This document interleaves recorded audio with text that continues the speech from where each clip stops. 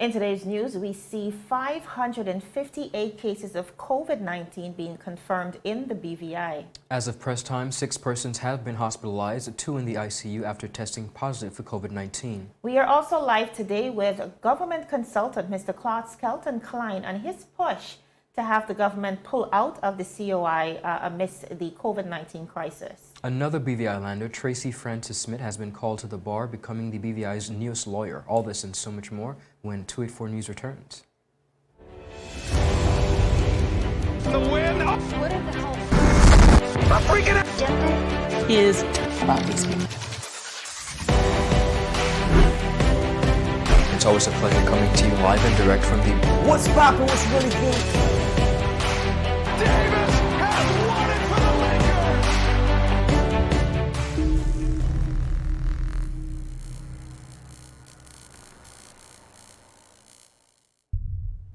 A pleasant welcome, everyone, to 284 News. It is Wednesday, July 7th, 2021. My name is Yvonne Wilson. And I'm Ron Grant. It is always a pleasure coming to you live and direct from the beautiful British Virgin Islands, of course, our home, our paradise. Before we get into our newscast, just touching on a few items, of course, my claim of a second COVID death may have been premature, says the Honorable Health Minister, Carvin Malone. Bi-monthly tests for public officers, business restrictions return, and CARICOM is said to be in solidarity with the BVI if government suspends COI Corporation. In addition to that, many questions, and one of those is, will businesses ordered to be closed get government compensation? These are some of the stories that we're following. Absolutely. In addition to that, amidst the COVID-19 surge we're seeing recently, the highly contagious Delta variant is now suspected to be in the territory as experts continue to investigate the spike. Honorable Malone spoke to this just last evening. Listening. Critical again that for this period, we would have the samples sent out to Trinidad tomorrow to determine decisively what variant we are dealing with. It is suspected, only suspected, that it may well be the Delta variant, but the fact is that we would have this done. We are also building capacities in the lab in order to do this. People would love to do everything else other than to be real to themselves as to what the possibility is.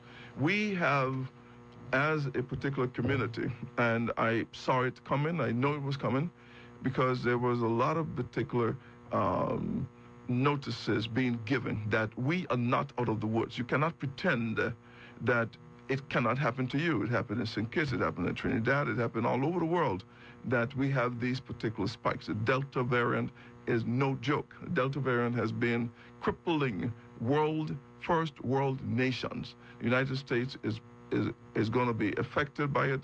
In certain places, it's being done already. And as we open up our borders, we're going to have this done.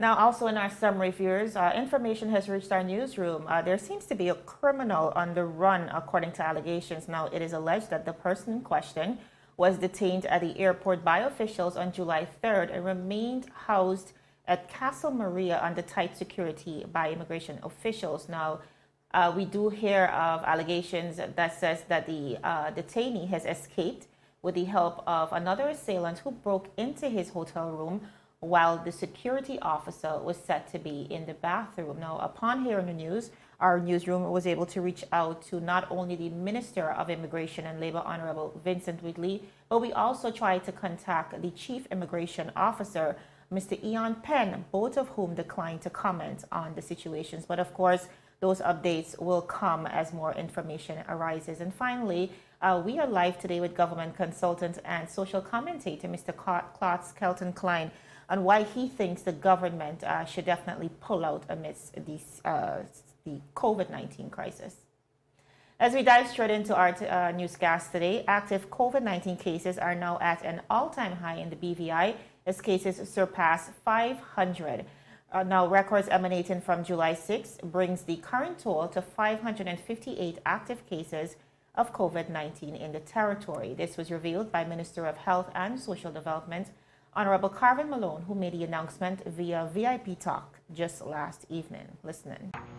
Last night I reported that we had 480 cases. Well, when we net out it was 478, so it was too short. But unfortunately, today, when the chief medical officer report, we have a preliminary report, and we're talking about 80 additional cases. So we will be up to 558 in terms of cases that we will be looking at. This is concerning, and we are looking for when we break that upward movement and plateau and bring it down. Now, viewers, of the current, that's the 478 active cases that was reported on the day prior. 6 of them are now receiving medical care at the isolation unit, while 2 persons are being carefully monitored in the ICU. Honorable Malone expounded on the situation, adding that we need to be very mindful of the ramifications of COVID-19. Listen.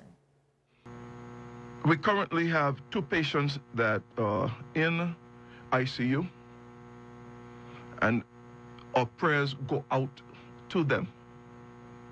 These are our family. These are our friends. These are persons who we care about. I hear a passionate plea from one of the family members as it relates to this. And we must be mindful that COVID-19 is devastating to lives, and it's devastating to livelihoods. There's nothing fake about the effects of it. Now, viewers, in an effort to tackle the surging COVID-19 caseload, Chief Medical Officer Dr. Ronald Georges said that the BVI Health Services will now repurpose some staff to facilitate higher volumes of vaccination and testing. He said, and I quote, "The community health services will move clinical care to telemedicine as much as practical and reduce in-person services. The focus will shift to vaccinating and testing. The BVI Health Services will be curtailing elective services, outpatient clinics and services, and will be moving to remote telemedicine and pick up and drop off where appropriate." End of quote. Viewers, Dr. Georges also mentioned that at least 60 staff at the BVI Health Services Authority have tested positive for the virus and will be cleared in accordance with the protocols. Ron, a very, very troubling situation on the ground. We have gone within a week from 13 cases to now over 500 cases. When we examine the trajectory of how the government has dealt with this pandemic, it is very clear that from inception, very stringent protocols were put in place. Many persons were not happy about that, but it certainly kept us safe. Now, we got to a point where they were forced to really balance lives with livelihoods, opening up the borders, relaxing protocols. And I think something certainly the BVI has been calling for, but clearly we see a huge backlash. And now it beckons the question, how did we get here? And I think as we begin to answer that question, we have to examine the fact that we all have to take responsibility. Because when you look at the cases and where they're positioned, so much of those cases are inter-Tola and not necessarily, Virgin Gorda or the high tourist areas. And it really beckons the question, why? And I think it goes back to the fact that we're not following the protocols. Jovan, you hit the nail right on the head when you said we have to begin to take responsibility. The government of the Virgin Islands have done their part up until this point in trying their best to keep the territory safe. Like you mentioned, the conversation and the fight to maintain lives and livelihood has been a topic of discussion, and we've gotten to a point where we have begun opening, and now we're backtracking. But it is a responsibility of every individual to continue to take their safety and health into their own hands. I know one of the concerns we had is the testing being removed, especially for fully vaccinated persons, because when you examine the numbers as well, a lot of persons who are actually fully vaccinated are testing positive for the virus. And why? You have to question why. And a lot of persons have said, okay, well, the government removed that 24-hour window that they were supposed to do. For persons to do that test when they land into the BVI. Now, we have questioned Honorable Malone on whether it will be reinstated based on these recent concerns. And not the Honorable Malone, sorry, but the Premier of the Virgin Islands. And the Premier has said, no, instead, the rapid test will be administered instead. And that is beginning of the 12th of this month, the rapid testing will return. Continuing on Monday, 5th of July, the Virgin Islands flag flew at the main entrance of the UK Parliament to commemorate Virgin Islands Day.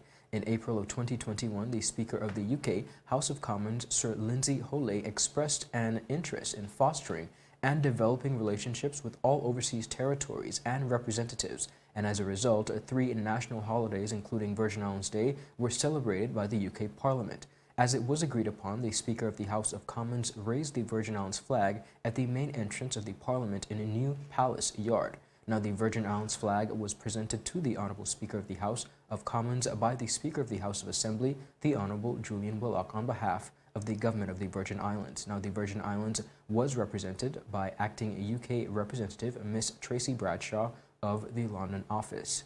Miss Bradshaw said, and I quote, she was very proud to see her nation's flag flying in New Palace Yard to mark Virgin Islands Day. Now, Honourable Speaker Julian Willock said, and I quote, as we continue to foster relationships between the House of Assembly and the UK House of Commons, this is a step in the right direction in strengthening our partnership based on a mutual respect for each other's institutions. He said, I look forward to taking up the invitation in 2022 to visit London to raise the flag in person. Honourable Willock further stated, according to his Twitter page, he quoted and saying, it was an honour to meet representatives from the Isles of Man, the British Virgin Islands and the Cayman Islands and be presented with their flags. They flew outside Parliament yesterday to mark the Taiwan Day, Virgin Islands Day and Constitution Day. Now, of course, viewers, the Virgin Islands flag was raised on the first observation of Virgin Islands Day, recently known as Territory Day. Jovan, we're happy to see the relationship in this regard between the BVI and the UK growing some strength, and we continue to wish that, of course, along with the Speaker of the House of Assembly, the very best. Viewers, continuing on, we are live with government consultant Claude Skelton Cline on why he is encouraging the government of the Virgin Islands to put out the COI, and of course BVIOC presents the team for Tokyo 2020 Summer Olympic Games. All this and so much more when 284 News returns. The wait is over. CCT Fire is here. Experience ultra-fast downloads, seamless streaming, and even more reliable connectivity on an all-new fire-blazing super-fast CCT Fiber network. CCT Fire. Bring it home and upgrade today. Welcome back to 284 News. Now, as we continue to monitor the trajectory of the Commission of Inquiry that is ongoing in the BVI, we see so many persons of stature continuing to weigh in on the conversation. One such person is show host Claude Skelton Cline. He is also a government consultant and certainly someone who weighs into the affairs of this beautiful territory. I'm so happy to have him join us today regarding a recent comment that he made about pulling out of the COI. Mr. Claude Skelton Cline, welcome back to 284 Media. Hi, Ms. Wilson. How are you?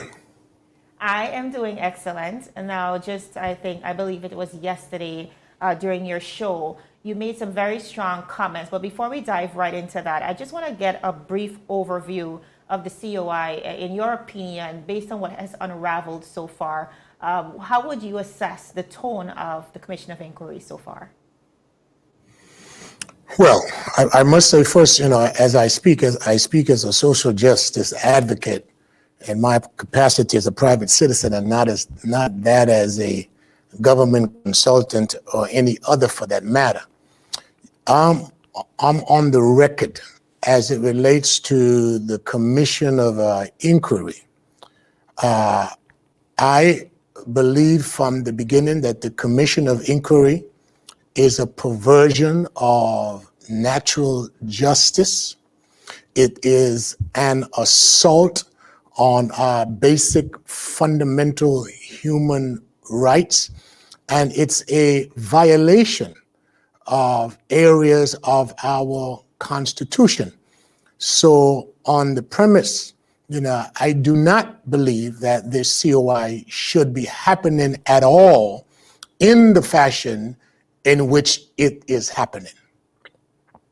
Okay, and just yesterday, clearly we're coming out of a really high surge recently, now 578 cases up until last evening. You made strong comments on your show yesterday calling for the BVI government to pull out of the COI until this COVID-19 crisis, at least this curve, is brought under control. Just give us some details behind your reasoning for that, please. Well, it's a simple one. It's a common sense one. And particularly when you go back to January. On the 27th of January, Prime Minister Boris Johnson was in the House of Parliament in the UK making a statement on the Prime Minister's questions on the matter of a COI that was being called for there as it relates to his administration and how they have handled the whole pandemic. That was only 9 days after they had gotten his approval on the 18th of January, when we heard for the first time about a COI being announced as it relates to us in these Virgin Islands. And it begs the question, why would Boris Johnson give approval that there be a COI in the Virgin Islands, and then 9 days later put up and proffered an argument as to why the UK could not undergo one then? And he said it, and I think he said it rightfully so, that given the challenges that are being faced with COVID-19, he did not believe that it was a good use of the resources of the UK, meaning financial and the human capital. He used the word, the officialdom, that they be sidetracked and divest their efforts and their energies from addressing the concerns that's related to the pandemic. And so for those reasons, he said the timing was not right. Not that it should not be had, but the timing was not right. Then in May 12th, later on, he now comes back to the House and he announces that there'll be an investigation, that there'll be a COI, but not until the spring of 2022. And so what has happened, and in that same statement that he gave on May 12th, he says, you know, we don't even know yet what are the judgments or decisions that's going to have to be made, and therefore we need to get through the pandemic and get in a better place where we can then have an investigation that's transparent and accountable. So I think on the same basis, on the same premise, here it is, we have been going through this pandemic like everyone else in the world. Our leaders, all 13 of them, have been completely off track, sidetracked. There is no singleness of focus in navigating this country through the pandemic with all of the multiplier negative effects, namely that of the economic conditions of this country, because both the elected officials and public officers are busy responding to COI queries, busy responding to providing thousands upon thousands of documents. And the people's business of these Virgin Islands are not being done. And so here we are in this current predicament with some 500 plus cases, some introduction of maybe some Delta or some other variant, low vaccination quotient, a higher social mixing. And so leaders need to be in a space and in a place in their minds and their spirit where they can fully carry out the constitutional duties of these Virgin Islands. Short of that, we are on a trajectory that I'm afraid will lead into ultimate political and economic collapse.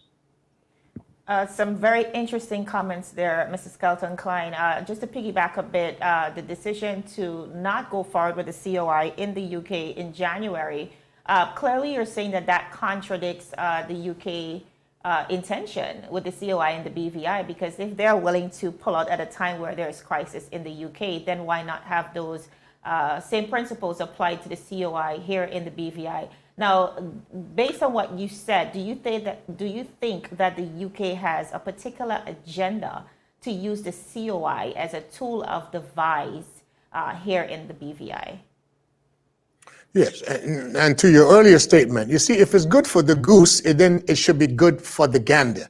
they can't be playing by two different set of rules. One set of rules for UK citizens and another set of rules for citizens of the Virgin Islands.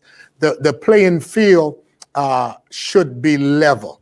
And what I am calling for really in the first instant is for this government to notify the foreign secretary that effective immediately they are suspending cooperation with the COI until and or they can get their heads and hands around all of the challenges that's associated with COVID-19. That's what I'm calling for. And then to your second point, listen, the UK's intention is simple. They want to take control of these Virgin Islands.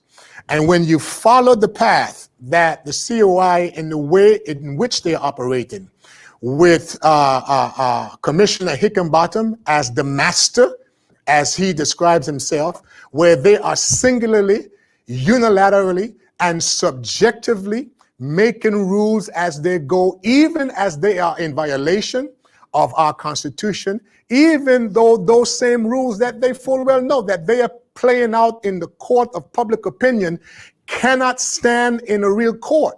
So they are occupying a piece of legislation that allows them to act or play like a court without being a real court, when in fact we, and to tell you the truth, I might as well say it on here, I think Jeffrey Cox and the government lawyers are not doing a very good job in addressing, in challenging some of the rules that the commissioner is making that blatantly, in my humble opinion, is a complete violation of our human rights, our constitutional rights, and those matters need to be met with some judicial review.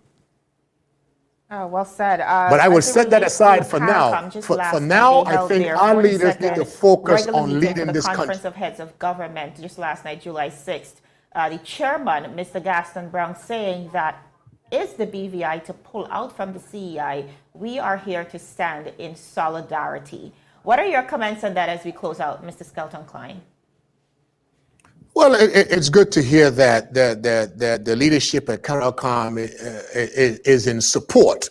But we must first have a resolve, and we must first support ourselves. We as Virgin Islanders must come together as a unit and put down our party stripes for the moment, put down the campaigning for a moment, put down the social media meandering for a moment, and fight for these Virgin Islands. We first must do that before anybody else can meaningfully help us.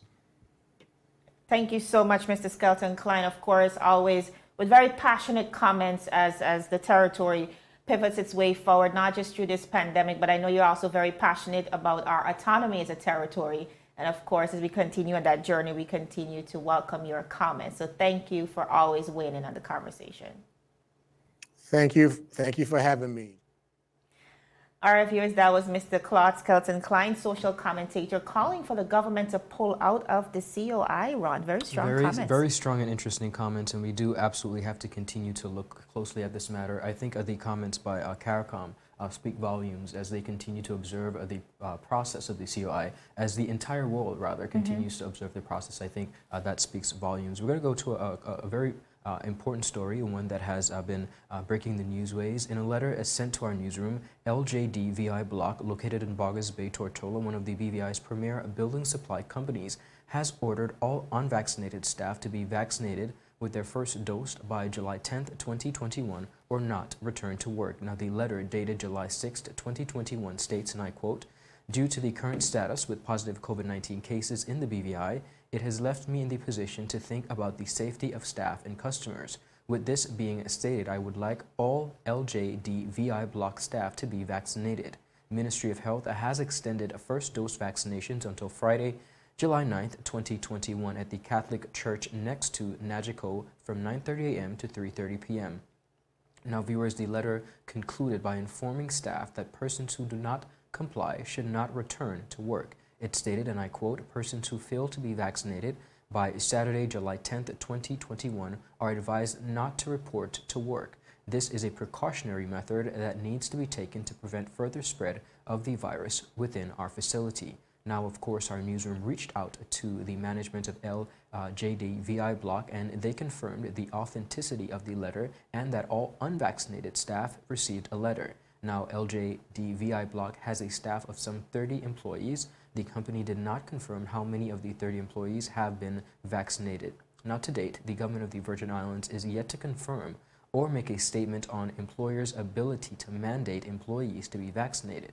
When questioned on the matter after reports of many businesses, particularly in the hospitality industry, mandating employees to be vaccinated or not show up to work, Premier and Leader of Government Business, the Honorable Andrew A. Foy, stated that he had no comment as it is a matter for the Labor Department. Now, our team of reporters will be continuing to follow these stories, but Jovan, we see a very interesting turn of events, one that I think that we suspected, but more so one of the problems we're facing as a territory is that on a legislative parameter and perspective, there does not seem to be clear guidelines as it pertains to whether or not employers can mandate vaccines. Now, we've seen many persons taken to social media, former legislators, attorneys saying that the government needs to state its position clearly and not just pass this off as a labor issue. We bring stuff into play like human rights, and that is of a whole chapter in itself of the Virgin Islands Constitution. But we're getting into a little bit of tricky waters, but on a territory level, if this is going to be allowed, and I think, truth be told, we have not had mandated vaccines in the territory from a government perspective because politically it just doesn't look right. But if you're going to allow employers to do that to employees, I think you're sending a very clear message that you're supporting this.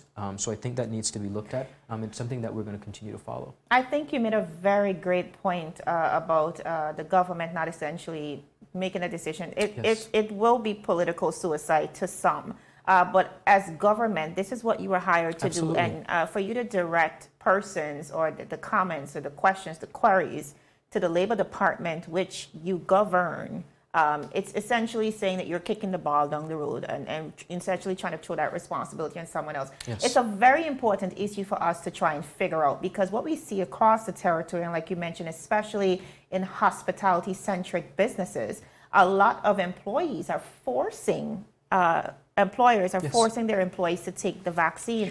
We have seen, as far as a petition being launched by Heritage of Tola Radio, of course, in solidarity with many others who feel like forcing a vaccine on persons are a direct infringement of their human rights. And so we have to be very careful and cohesive in the message that we're sending out. And I think the government really has to come to the forefront and decide that if indeed the vaccine remains voluntary, a personal choice, then they have to send out some form of directive that says to businesses that you cannot force employees to do that.